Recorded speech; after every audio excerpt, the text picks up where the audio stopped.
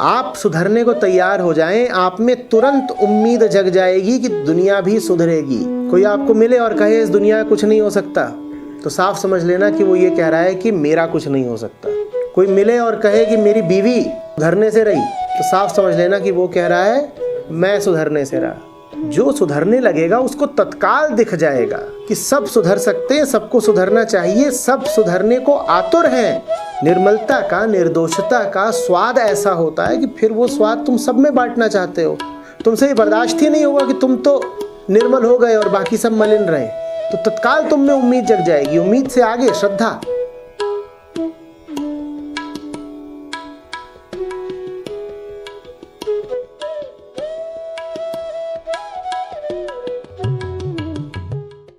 हंस गीता श्लोक क्रमांक 20, 21 और 22।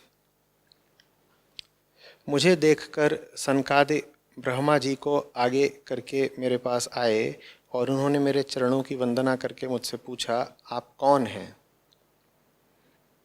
प्रिय उद्धव, सनकादि परमार्थ तत्व के जिज्ञासु थे, इसलिए उनके पूछने पर उस समय मैंने जो कुछ कहा वो तुम मुझसे सुनो।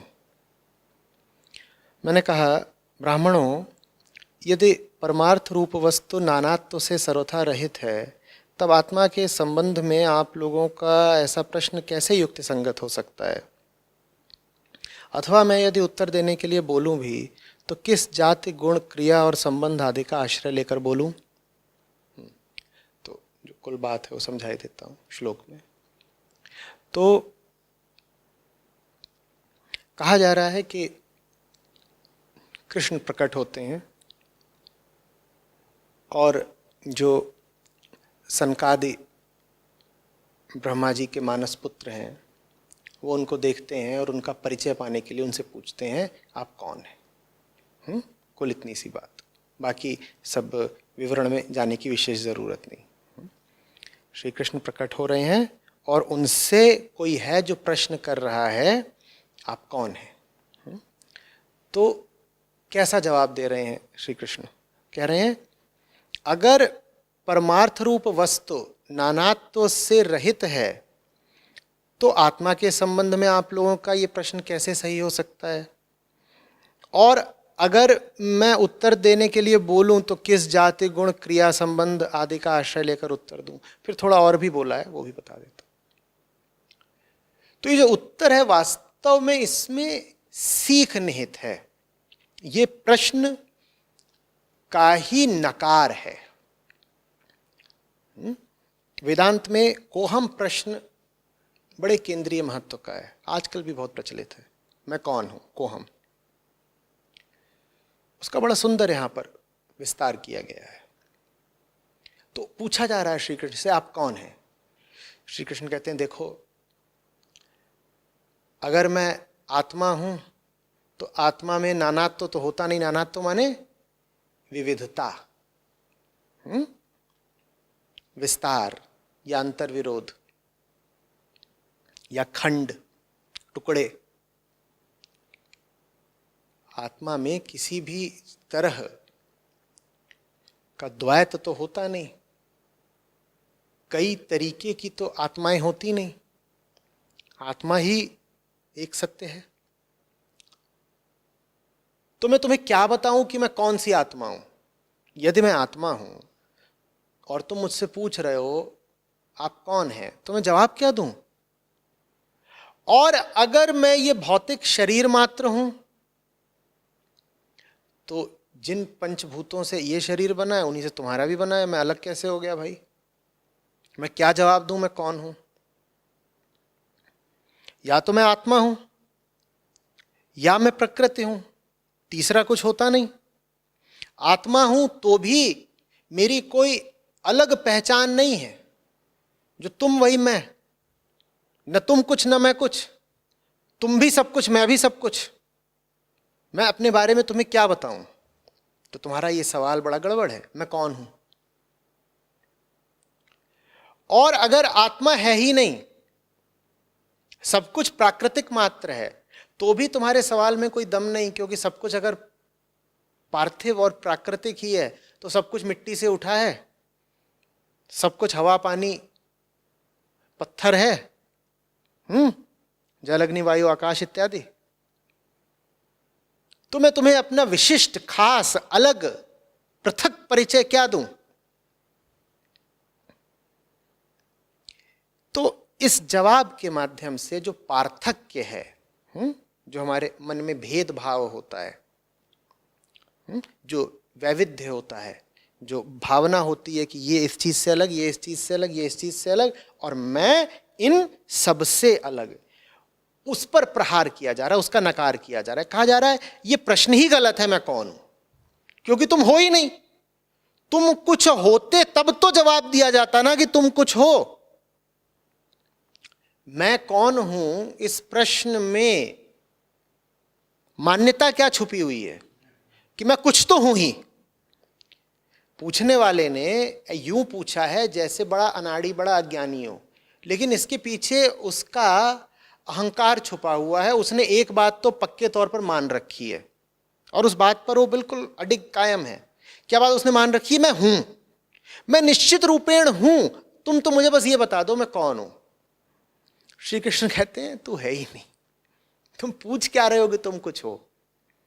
यदि आत्मा हो तो भी तुम्हारा कोई विशिष्ट परिचय नहीं हो सकता, क्योंकि आत्मा व्यक्तिगत या विशिष्ट होती नहीं, निजी तो नहीं होती आत्मा। इसकी आत्मा तुम्हारी आत्मा से अलग तो है नहीं। हालांकि आत्मा शब्द को भी हमने खूब बिगाड़ रखा है, खूब इस तरह की बातें करते हैं, मेरी आत्मा रो रही है, मेरी आत्मा पर चोट पड़ गई। जैसे आत्मा तुम्हारा निजी जूता हो कि गंदा हो गया, अब तुम उसे साफ कर लोगे, खुद खरीद के लाए थे, फिर एक दिन बदल भी लोगे। हमारी अकड़ की और हमारे अज्ञान की कोई सीमा नहीं है। हम आत्मा को भी अपनी चपेट में ले लेते हैं। मेरी आत्मा तुम्हारी आत्मा से प्यार करती है, तो गजब हो गया। हरकतें दोनों अभी तुम्हारे जिस्म करेंगे और प्यार आत्मा कर रही थी। अगर आत्मा वाला प्यार है तो आगे का काम भी आत्मा को करने दो ना। लेकिन आत्मा तो दो होती ही नहीं, तो इधर की आत्मा उधर की आत्मा से कैसे प्यार कर लेगी। लेकिन ये बोलना जरूरी है ताकि सामने वाले को ये न लगे कि तुम्हारा प्यार पूरी तरह से पाशविक है, दैहिक है, शारीरिक है और जंगली है। तुम छुपाना चाहते हो अपने भीतर के जंगल की उठी हुई आग को, तो तुम उससे कह रहे हो मेरी आत्मा या मेरी रूह तुझसे इश्क करती है। लेकिन जरा सा अगर अध्यात्म की ओर आओगे, ग्रंथों को पढ़ोगे, तो आत्मा शब्द का कम से कम दुरुपयोग बंद कर दोगे। आत्मा दो नहीं होती, आत्मा कुछ करती नहीं, और आत्मा अनुपम होती है। आत्मा कोई उपाधि नहीं दी जा सकती, आत्मा को लेकर किसी तरह का कोई वक्तव्य या कल्पना नहीं की जा सकती। आत्मा शब्द का उपयोग ही नहीं किया जाना चाहिए। बहुत रुक रुक के, बहुत सावधानी से, बहुत विशिष्टता और बड़े सम्मान के साथ इस शब्द का उपयोग करो, अन्यथा मौन रह जाओ। बात समझ में आ रही है?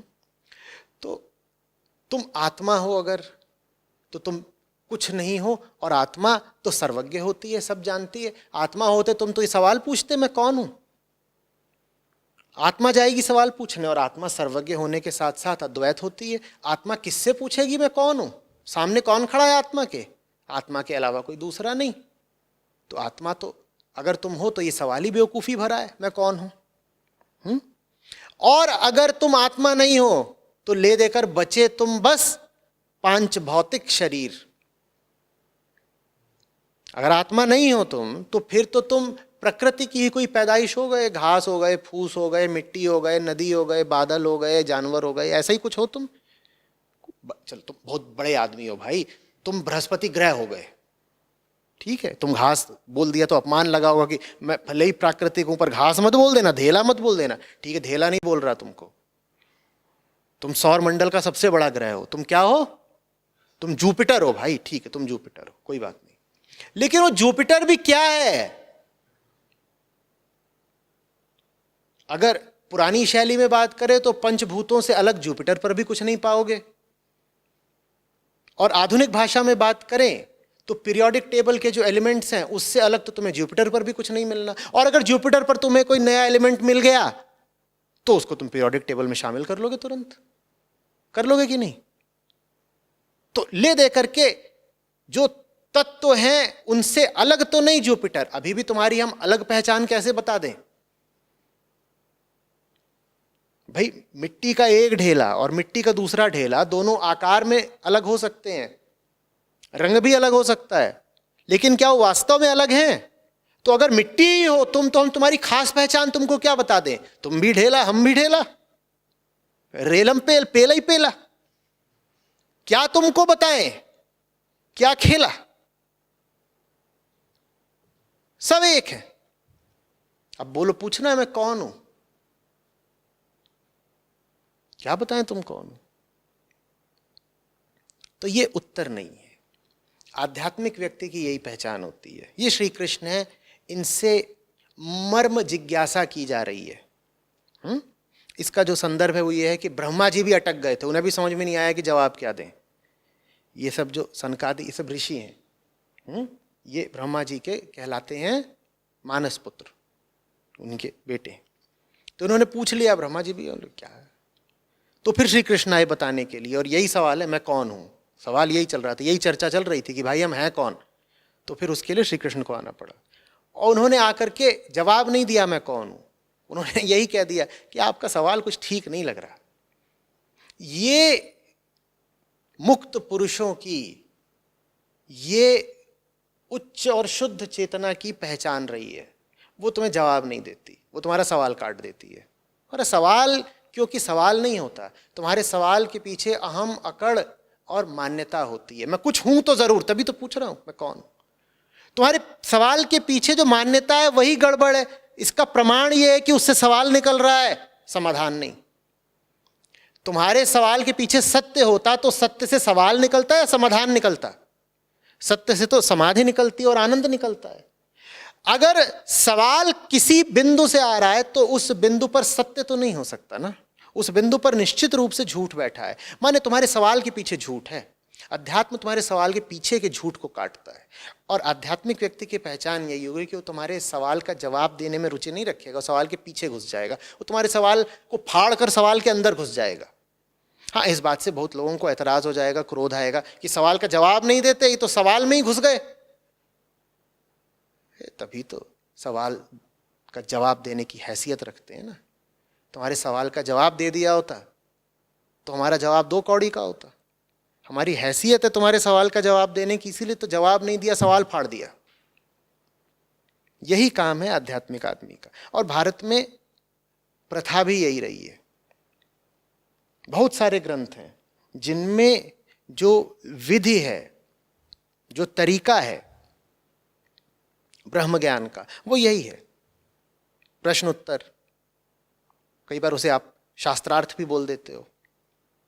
लेकिन आप अगर उस प्रश्नोत्तरी को ध्यान से गुनोगे तो आपको पता चलेगा इसमें उत्तर बहुधा सीधे हैं ही नहीं, प्रश्न को ही पलट दे दिया जा रहा है। अगर कोई बहुत ही सीधा साधा सवाल है जिसमें कि यही पूछ दिया कि अच्छा बताइए प्रकृति के 3 गुण कौन से हैं, तो वहाँ तो बता दिया जाएगा, क्योंकि वो सवाल क्या है, वो तो सीधी सीधी जानकारी, सूचना मांगी जा रही है, वो दे दी जाएगी, उसकी नहीं बात कर रहा मैं। लेकिन जहाँ कहीं भी कोई गहरी जिज्ञासा करी जाएगी वहाँ प्रश्न में ही प्रवेश किया जाएगा, वहाँ उत्तर नहीं दिया जाएगा, वहाँ प्रश्न और प्रश्नकर्ता का अनुसंधान किया जाएगा। बात समझ में आ रही है?